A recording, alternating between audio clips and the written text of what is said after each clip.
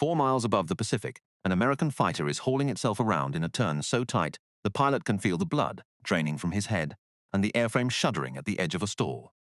Below and ahead, another aircraft, an enemy, is running, and the American twin-engine fighter is closing the angle, guns ready, the pilot doing the thing he does better than almost any man alive. He has done this dozens of times. He is one of the 2 best fighter pilots the United States will ever produce. And so is the man who flies these same skies in the same kind of plane, a few hundred miles and a few victories away. They are racing each other. These two, to a number, to a record, to the title of the deadliest pilot in American history. And the race, before it is over, is going to kill them both. If true, forgotten stories of the men who fought this war are what you came for, take a second and subscribe. Now, back to the sky over the Pacific, and to the 2 aces locked in a race to be the best. Their names were Richard Bong and Thomas McGuire. Bong, called Dick, shot down 40 enemy aircraft, the most of any American pilot in history, and was called the Ace of Aces, and received the Medal of Honor. McGuire, called Tommy, shot down 38, second only to Bong, and received the Medal of Honor as well. Both of them flew the twin-boom P-38 Lightning in the Pacific. Both of them were dead by the end of 1945. Their victory counts, their medals, and the circumstances of their deaths are all a matter of official record. What is described here, the altitude, the strain, the sky, is drawn from how the men who flew there described it. The men were real. The race was real. And it took everything. The airplane they both flew was the P-38 Lightning, a big, fast, twin-engine fighter with a distinctive twin-boom shape, powerful and heavy, and, in the right hands, deadly. In the enormous distances of the Pacific War, it could go far and hit hard, and a handful of pilots turned it into the most lethal thing in the sky. Bong and McGuire were the 2 best of them, flying out of forward bases in New Guinea and the Philippines, hunting the same enemy in the same skies, their victory totals climbing side by side through 1943 and 1944, each of them aware, always, of exactly how many the other man had. Dick Bong was a farm boy from Poplar, Wisconsin, quiet, modest, unremarkable to look at, the kind of young man who blended into a room. In the cockpit of a P-38, he became something else entirely. He was a pilot with an instinct for the geometry of a dogfight that could not be taught, and he was aggressive in a controlled, almost calm way, closing to point-blank range before he fired, so that he did not miss. He was not a showman. He did not talk about it much. He simply, methodically, shot down more enemy aircraft than any American ever had, one after another, until the number became something the whole country was watching. By late 1944, Bong had 40 confirmed victories, a total no American pilot had ever reached, and the Army Air Forces understood in front of they had. General MacArthur himself pinned the Medal of Honor on in front of the cameras, and the country made him a star. The ace of aces, the all-American hero, the modest farm boy who had become the deadliest pilot in the war, and then they pulled him out. He was too valuable, too famous, worth too much as a symbol to risk losing in one more dogfight, and so Dick Bong was taken off combat flying and sent home. His war, in the air, essentially over. He had won the race. Behind him, the man in second place had not stopped running. Tommy McGuire was everything Bong was not on the surface. Where Bong was quiet, McGuire talkative, intense, sharp-tanged, a thin-driven man from New Jersey who wore a battered cap and flew a P-38 he had named for his wife. He was by any measure but Bong's the finest fighter pilot in the theater, brilliant and fearless and relentless, and he was consumed by the gap between them, by the handful of victories that separated his total from Bong's, by the fact that he was, and might always be, the second best. He wanted the record. He wanted to be the ace of aces. He flew as though the number were the only thing that mattered, because to him, for a while, it was. And yet the 2 men were not enemies. They knew each other, respected each other, understood each other, in the way that only 2 people at the very top of the same brutal craft can. McGuire was not chasing Bong out of hatred. He was chasing him because Bong had done the thing McGuire believed he himself could do, had set the mark McGuire needed to reach, to be what he wanted to be. They were rivals in the purest sense, each pushing the other higher, and when Bong was pulled from combat with 40, the field was suddenly open, and McGuire, with 38, was 2 away from the record, and the only man in the theater with a real chance to take it. Here is the terrible irony at the center of Tommy McGuire's death. He was not just a great pilot.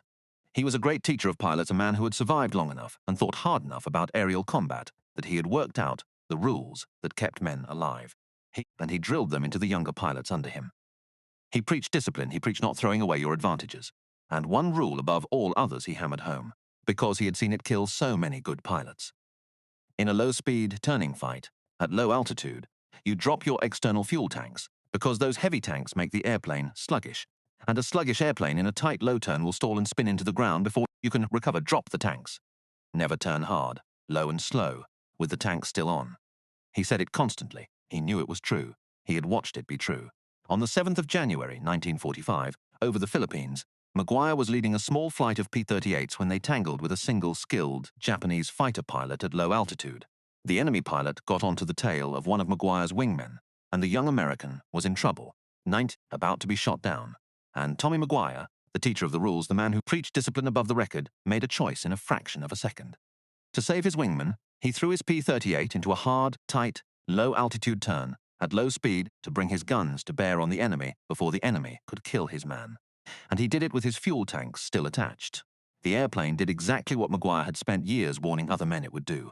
Heavy with the tanks, slow in the tight turn, low to the ground, the P-38 stalled. It snapped over and spun, and there was no altitude left to recover in. And Tommy McGuire, the second deadliest pilot America ever produced, 2 victories short of the record he chased across the entire Pacific, went into the ground and was killed. He was 24 years old. He died breaking the one rule he had taught more insistently than any other, and he broke it not out of recklessness or vanity, but to try to save another pilot's life. The man who knew better than anyone what that turn would do made it anyway, because a friend was about to die, and that was the kind of man he actually was underneath the hunger for the record. He never caught Bong. He died at 38 victories, forever 2 behind. And they gave him the Medal of Honor after his death, and years later they named an Air Force base after him. But the number he chased so hard turned out not to be the measure of him. The measure of him was the last turn, the one that killed him, the one he made for someone else. The record-obsessed rival in the final seconds spent his life not on the record but on a wingman. The teacher died proving that when it came to it, the man he was mattered more to him than the pilot he wanted to be remembered as.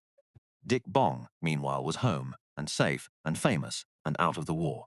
He had married the girl whose name he had painted on the nose of his P-38. He had done his Bond tours, and been celebrated across the country. And because he was one of the best pilots alive, the Army Air Forces gave him a job that seemed far safer than combat. They made him a test pilot for the newest, most secret aircraft in the arsenal for the first American jet fighters, and so new and so temperamental that flying them was its own kind of frontier. Bong, who had survived 200 combat missions and 40 aerial victories against a determined enemy, went to work testing jets in the skies over California, far from any war. On the 6th of August, 1945, Dick Bong took off in one of those new jets, and the engine flamed out just as he left the ground, and there was no altitude and no time. And America's ace of aces, the deadliest pilot in the nation's history, the man the enemy had never been able to kill in 40 fights, was killed in an instant on a runway in California at 24. And here is the last cruelty of it. That same day, on the other side of the world, an American bomber dropped an atomic bomb on the city of Hiroshima, and the war lurched toward its end, and the news of it filled every front page in the country. The death of Dick Bong, which on almost any other day would have been headline news from coast to coast, ran small on the inside pages, crowded out by the bomb. The greatest ace America ever produced died on the one day guaranteed to bury the story. So there they are, the 2 of them gone within 8 months of each other, neither, Tommy yet 25, second by 2, killed in a turn he had taught men never to make, spending his last seconds trying to save a friend. Dick Bong, first by 2, the ace of aces, killed not by any enemy, but by a brand new machine, on the day the world was looking somewhere else. They had raced each other to the top of the deadliest profession of the war, pushed each other higher and higher, and the very thing that made them the best, the relentless drive, the willingness to fly closer and turn tighter, and risk more than anyone else, was the thing that killed them both in the end. It is tempting to make it a simple story about the price of ambition, and it is more than that. Because when you look closely at how each of them actually died, the record falls away, and something better is left. McGuire died reaching not for the record, but for a wingman. Bong died not in the glory of combat, but doing the quiet, dangerous work of testing the machines that would come next, long after his own fame should have earned him a safe desk.